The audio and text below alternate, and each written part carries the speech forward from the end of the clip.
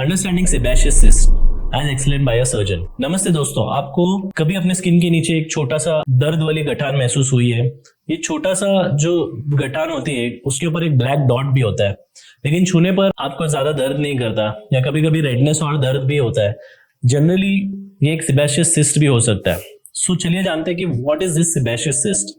हमारे स्किन के ऊपर स्वेट ग्लैंड्स होते हैं और सीबेशियस ग्लैंड होते हैं, मतलब ऑयल प्रोड्यूसिंग ग्लैंड्स होते हैं।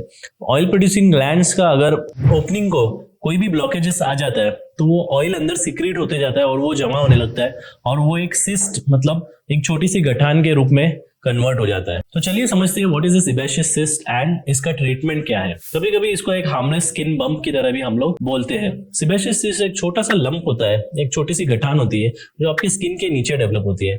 ये ऑयल प्रोड्यूसिंग ग्लैंड जैसे कि सेबेशियस ग्लैंड कहते हैं, उनके ब्लॉकेजेस की वजह से बनती है। इसके अंदर ऑयल, डेड स्किन, डेब्रिस और केराटिन जमा हो जाता है जो धीरे धीरे बड़ा होने के बाद एक सिस्ट का रूप ले लेता है। लेकिन दर्द जनरली नहीं होता।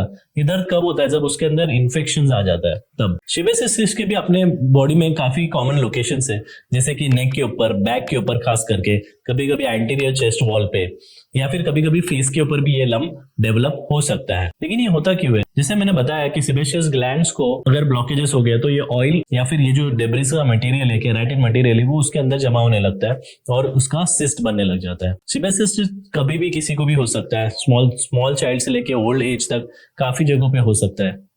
What is the treatment of sebaceous cyst? Sebaceous cyst generally demands a surgical removal. Sebaceous cyst को आप पॉप करके ये नहीं कर सकते क्योंकि उसका कैप्सूल अंदर रह जाता है। कैप्सूल अंदर रहने के बाद वो कभी कभी इन्फेक्ट भी हो जाता है। तो अगर आपको सेबेशियस सिस्ट है तो मोस्ट ऑफ द टाइम छोटे सेबेशियस सिस्ट को हम लोग लोकल एनेस्थेसिया के जरिए से निकाल सकते हैं वेरी इजीली।